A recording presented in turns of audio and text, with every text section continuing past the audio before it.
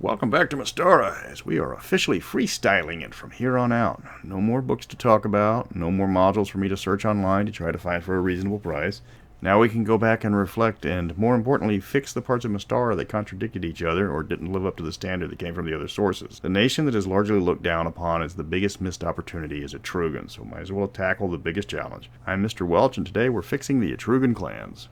Atruaghin is largely considered a rushed job compared to the other two gazetteers that largely made up the bottom two of the gazetteer reviews. Atruaghin's the only 96-page one. Yalarim and Irendi are both early gazetteers and only 64 pages, so the problem they had was too much information and not enough space. Atruaghin didn't have that problem. What it had was TSR telling them to hurry up and finish the book because they wanted to get it out so they could kill the line. So it comes across as a very rushed job, and even the original author mentioned that in an interview. But before we jump into the book, I have to identify the problem areas so they can be fixed. First off, the book isolates the Atruaghin people away from the rest of the known world. A half-mile high plateau separates Atruaghin from everybody else.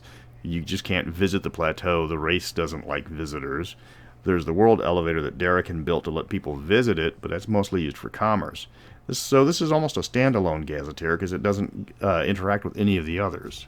Next up, you got a storyline for the tribes that doesn't make a lick of sense. You've got 4 good tribes and 1 bad tribe. Per the timeline, the good tribes live in perfect harmony and never fight, and they frolic among the prairie grass and the buffalo with no evil humanoids to threaten their way of life, so it's one big, happy Native American family. The problem with utopias is they're boring. These people lead such a tranquil and boring life in their timeline they don't even mention themselves for half of it. There is a real lack of NPCs or any information on the inner workings of the clans. Who's the leaders? How do the clans interact with each other? You can't put the Navajo, Cherokee, and Comanche within a few miles of each other and then declare they all lived happily ever after. We get a few low-level NPCs for examples, but this is the last book in the gazetteer line, and compared to the crunch-heavy Atruaghin or the plot-driven Ethengar, those books that weren't too far ahead of it in the timeline, this book is scarce on just about every detail. The book covers parts of the different tribes rather unevenly. It talks in large part about the religious ceremony of the Bear clans, but not much about the others. There's a huge section on the Tiger clan's sports section, but nothing on the entertainment of the other clans. Each clan talks about a very specific aspect in the clan in great detail, but it leaves out the rest of the clan life that the others would talk about. Finally, there's some elements in this book that don't make any sense at all. The Turtle clan is buddy-buddy with the other 3 good clans, despite being completely cut off from the other clans for centuries. They're actually physically closer to Sind and Irendi than the Bear or the Horse clans. The members of the Horse clan don't have a spoken language, they only use sign language. They can hear fine. They're not using Amslan, they just don't speak because they don't want to.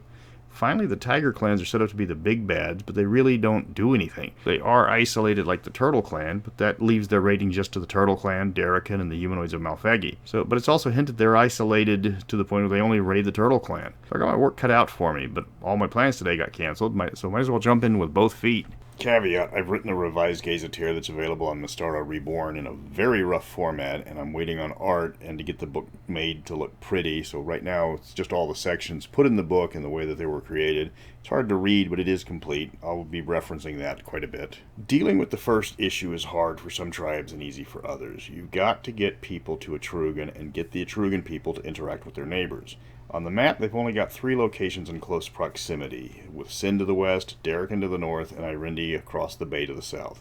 The next nearest 2 is Glantry far to the north, but it's too far to be a factor. To the east, by sea, there's the 5 Shires, and there is Minrathad, which is further away, and they do travel further to visit people. With the plateau cutting off all trade except for one spot where Atruaghin can access, there's not a lot of wiggle room for the Horse and the Elk. For the Tiger and the Turtle clans, that's a whole nother matter. The Turtle has been completely cut off from their cousins by any practical measure. Yeah, their Shermani can teleport themselves, but just themselves. The Turtle has been cut off from the other clans for centuries. That is way more than enough time for their culture to start to diverge from the rest of the clans. So just modernize them. Put them on friendly terms with Irendi. They both share a love for the sea, so there's no reason to believe that the Turtle and the Irendi don't have a formal relationship, and probably a friendly one. The Sindhi city of Kandaputra is closer to the Shark tribe of the Turtle than any Turtle city is to any other friendly Atruaghin city. And Kandaputra doesn't have a 2,000-foot wall between it and the Shark clan. On a side note, give the Atruaghin cities actual names.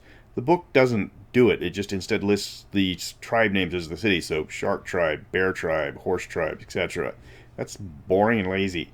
I gave all the tribal cities actual names in the revised book using an English to Navajo online translator. That's when I discovered why the Japanese couldn't crack the Windtalkers back in WW2. That language is scary to even look at, it's so complicated. Akma hinin doda sharada kimrag. The Turtle Clan by far is the most accessible of all the clans, so make them a weird amalgam of absorbed cultures. They can keep with the old ways to some degree. Not going to see a lot of metal weapons, for example, but you can see the Turtle Clan with large amounts of Indian and Polynesian influence on their cities. You could easily find a character based on a Pacific Northwest tribe wearing a sari and sporting traditional Maori tats. They try to keep to the old ways, but in the centuries of being isolated from the other three tribes, they have more in common with their neighbors than they have with their cousins. Eventually, to the rest of the world, the Turtle Clan would become the face of the Atruaghin, because they're the only one that everyone sees with any regularity. The Tiger Clan is much easier to fix, because you just have to ramp up the aggression. Send them against the Turtle Clan when necessary. Make them a serious threat to the ports of Darrakin. There's a large portion of empty forest between the turtle and tiger. I had to fill that up with a Fey kingdom to give the gazetteer more supernatural creatures, since it completely lacks any real monsters. Now the Tiger Clan can attack the tree ants, dryads, and Shi of the Nunahe, in addition to their usual targets. I also ramped up the treachery of the Tiger Clan with the cleric of Azantiotl, plotting to exterminate all of his rivals while still paying lip service to the chief. Tiger Clan is all kinds of nasty, but they are a glass cannon at the same time. Their fleet is pathetic. Doesn't help that they're just above the Irindi, so they aren't raiding anybody on the ocean.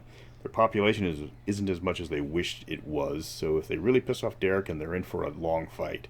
Or for kicks, have Thyatis summarize, quite correctly, that the Tiger Clan doesn't have the numbers for a long drawn-out war, so you end up with Centurions versus Aztecs, as Thin-Call decides to make his empire just a little bit bigger.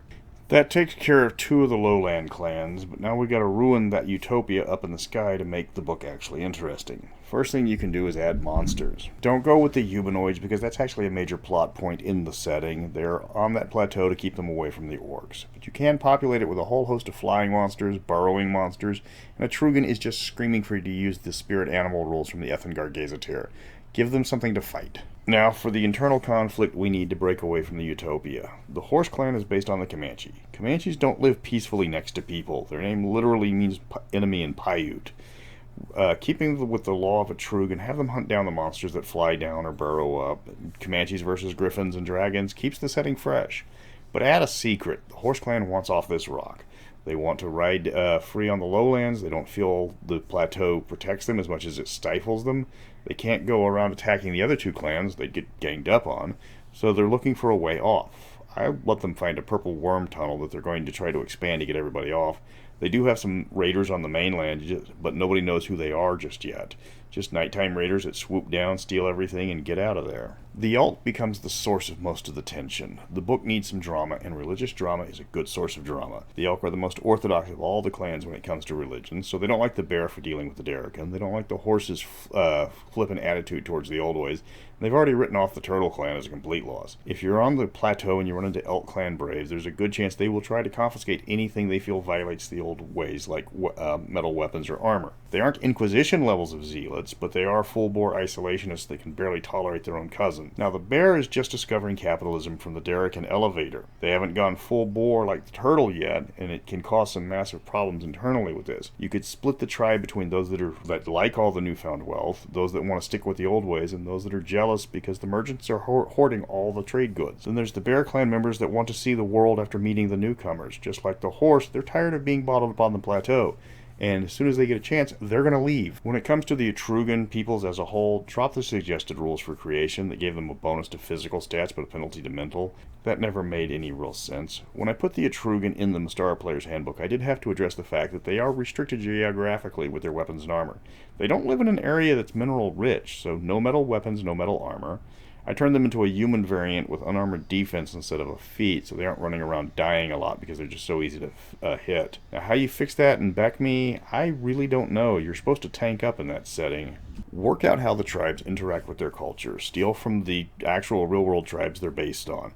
Give the Horse Clan a spoken language. Turn the sign language into a way they can communicate on a hunt without giving away their position.